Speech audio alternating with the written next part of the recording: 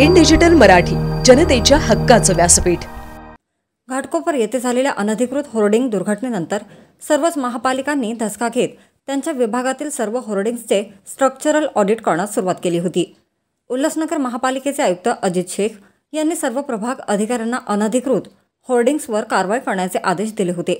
नंतर सर्व अनधिकृत होर्डिंग्स चालकांना नोटीस पाठवण्यात आल्या होत्या, परंतु नोटीसचा कालावधी संपून देखील अनधिकृत होर्डिंग्स न काढण्यात आल्याने उल्हासनगर महानगरपालिकेने आज त्यांच्यावर कारवाई करत सर्व अनधिकृत होर्डिंग्स काढल्याचे सहाय्यक आयुक्त गणेश शिंपी यांनी सांगितले।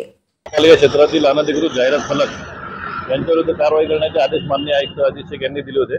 त्या अनुषंगाने सर्व प्रभाग अधिकाऱ्यांनी त्यांच्या कार्यक्षेत्रातील जाहिरात फलकांना नोटिसा बजावल्या होत्या आणि ते अनधिकृत असतात काढून देण्याचे आदेश देण्यात आले होते।